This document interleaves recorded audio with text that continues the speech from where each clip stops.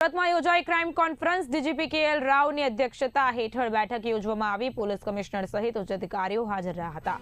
ગુજરાતમાં વધતા ગુનાઓ મુદ્દે કાર્યવાહી ચર્ચા કરવામાં આવી। સાથે જ પોક્સો, રેપ, મર્ડર અને સાયબર ક્રાઇમ પર ખાસ ધ્યાન। સાયબર ક્રાઇમ સામે પોલીસ વધુ એક્ટિવ બનશે। સાયબર ફ્રોડના પીડિતોને 50 થી 60 કરોડ રૂપિયા પરત અપાયા। ટ્રાફિક હોટસ્પોટની ઓળખ કરી કાર્યવાહી કરાશે। ડ્રગ્સના દૂષણ સામે કડક પગલાં ભરાશે। 3 મહિનામાં નક્સલવાદ નાબૂદ કરવાની યોજના।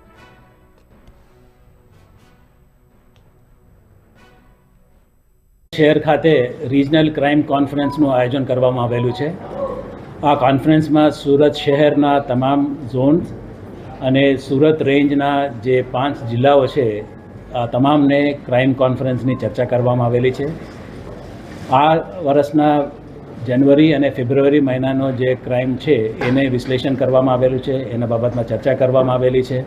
અને એને ઉપરાંત 2024 અને 2025 જે 2 વર્ષ છે એના પણ અમને સંકલિત આપણે ક્રાઇમની રિવ્યૂ કરવામાં આવેલું છે। ખાસ કરીને ભાર એના ઉપર મૂકવામાં આવેલું છે કે જે અનડિટેક્ટેડ ઓફેન્સીસ છે, જે વનશોધાયેલા છે એના ઉપર ખાસ ધ્યાન આપવા માટેનું આપણી ચર્ચા કરવામાં આવેલી છે। અને ખાસ કરીને જે ગંભીર પ્રકારના જે ગુનાઓ છે, ખૂનની કોશિશ, ડેકોઇટી અને જે પ્રોપર્ટી ઓફેન્સીસ છે, house breaking by day, house breaking by night, અને વિશેષમાં જે પોક્સોનો કેસીસ, જે મહિલા અને બાળકો ઉપર જે અત્યાચાર થાય છે એ કેસીસ બાબતમાં રિવ્યૂ પણ કરવામાં આવેલી છે અને એમને ડિટેક્શનના પણ વિશ્લેષણ કરવામાં આવેલું છે। અને જ્યાં અનડિટેક્ટ રહ્યા છે એના ઉપર વિશેષ ધ્યાન આપવા માટે સિનિયર ઓફિસર્સને સૂચના આપવામાં આવેલી છે।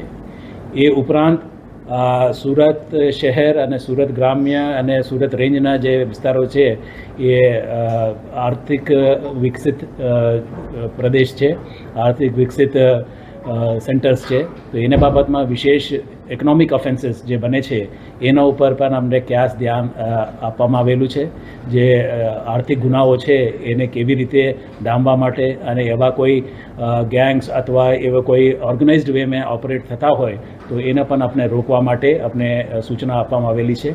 એ ઉપરાંત આપ સૌ જાણો છો કે સાયબર ક્રાઇમ જે છે એક મહત્ત્વનો મુદ્દો છે અને કાફી કિસ્સાઓ બને છે। લગભગ 18 પ્રકારના જુદા જુદા સાયબર ક્રાઇમ્સ થતા હોય છે। ડિજિટલ અરેસ્ટથી માંડીને fraud investments, Ponzi schemes, bullying, cyber stocking, ઘણી બધી 18 જેટલા અલગ અલગ જુદા જુદા પ્રકારના બનાવો છે જે સાયબર ક્રાઇમમાં આપણે સંકલિત કરી શકાય।